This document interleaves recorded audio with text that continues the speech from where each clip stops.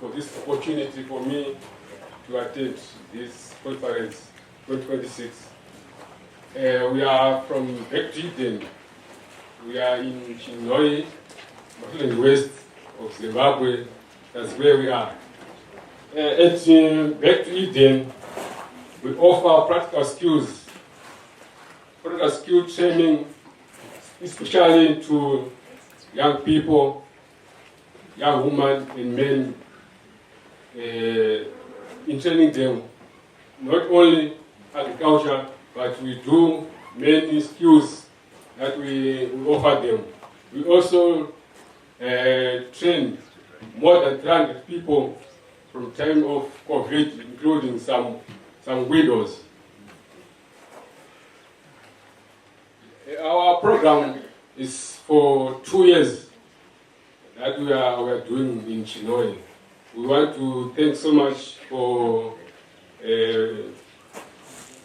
Foundation Farming for training us to be what we are. So this time I will give Uncle Timmy to share some of the things that we are doing. Thank you, Mr. Taurai.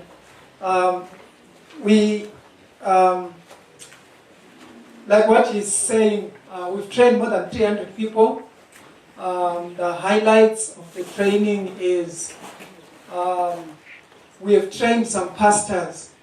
You know, as COVID was happening, a lot of men of God that relied on tithing and offerings from church, when church stopped, there was a very big gap. Yeah. So we trained, there's a group of church leaders that we trained at one of our trainings, and today they formed a group and they are working together, and this is in town. So they are growing their own food. They are actually teaching their congregants to grow their own food. Apart from that, as we train, as Back to Eden, we train children that are coming from hard places, and Good Shepherd is one of them. So just last weekend on Saturday, we had our first graduation. I think the photos you are seeing, some of them, of the internship program that we are running. It's a year or 2 years, depending, that we work with these young people. We give them a chance to make it in life. Otherwise, when they leave the orphanage, they can be hopeless because there's not much to do out there besides, working with your own hands. One of the things that we've learned from Foundations for Farming through the money map and through the stewardship even of the heart, things like honesty, integrity, and many other things that everyone needs for life. So we are very thankful to Foundations for Farming for training us. We had to come here twice. The first time it didn't happen because it was just too different from what was in our heads. Because Foundations for Farming, when I remember when Dara was teaching and he was, saying, Fumbudza plot is 1/16 of a hectare, and you can feed your whole family. I'm like, no, we need more land to be doing more, So myself and Taurai, after the training, Auntie Sue said, what did you guys learn? I mean, what do you guys want to do? The first time we said, yeah, it's different, and then so she sent us again. Then the following year, it took us, to come again. And then we said, this is what we feel we needed to help where we are coming from. We needed to help the orphans, the vulnerable. And at Good Shepherd, we've trained more than 40 of the young people there so that when they leave, at least they can grow their own food. So I want to thank Ebenezer Ministry for the support, Auntie Sue for supporting us, for believing in us, for making us to make a difference in these young people's lives, in the elderly, in the widows. I'll just give her this time to say a few things. Hi, thank you so much for having us here. We look forward to this event year after year. Last year I thought to myself, well, this is very expensive to bring everybody. Maybe we don't need to come because we know it all. And after the conference last year, I said, no, there's still so much more that we keep learning. Every time we come here, we learn more and more and more, and it expands our whole world. Not only here, but in the United States, where I come from. I did grow up in Zimbabwe, though, so I am a Zimbabwean. I am very proud of these men. Taurai and Timothy are the hands and feet of our ministry. They are the ones who get the job done.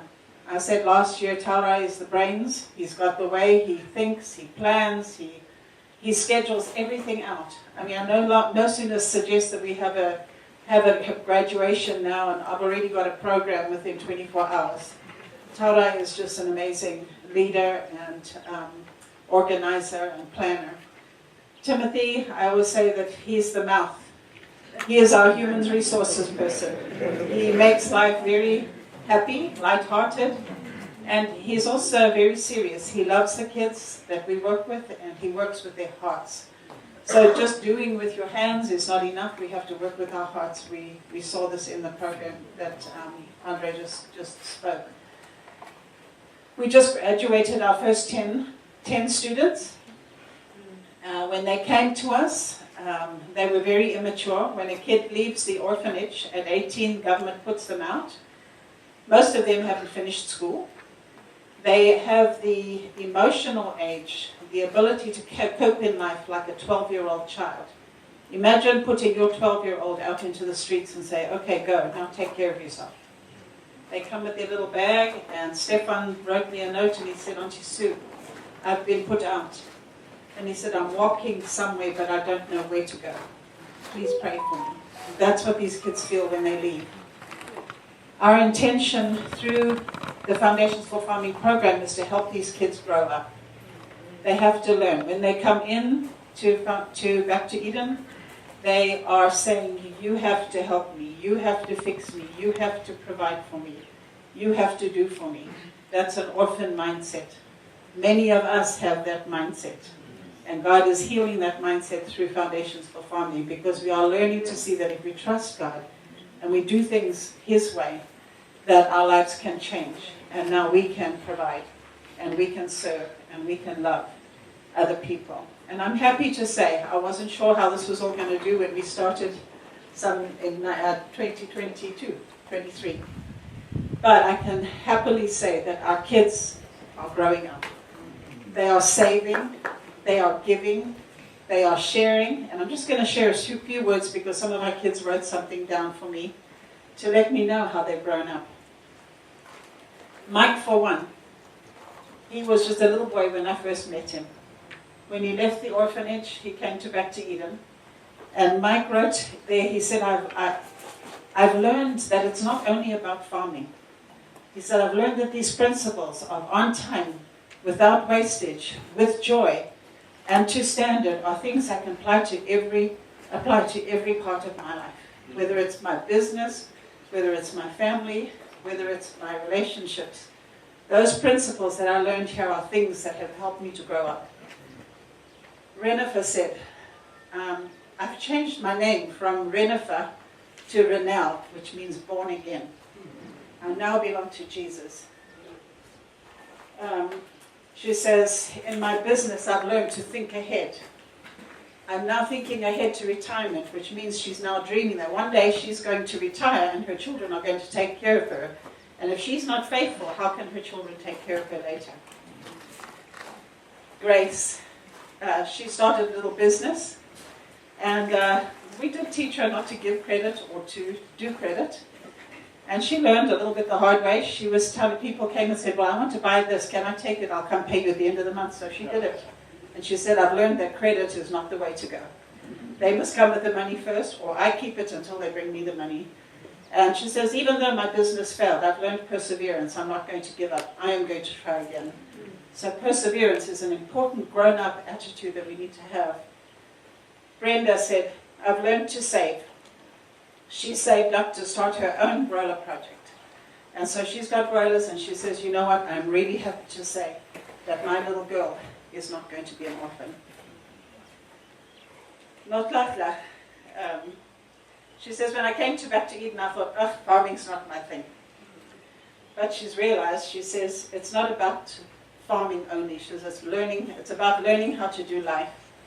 I learned it is good to take care of others. And she does, she really has. When there's been somebody hurting, we've seen her come alongside those until they're well again, just to help them out. She says the big thing for her has been to learn to forgive.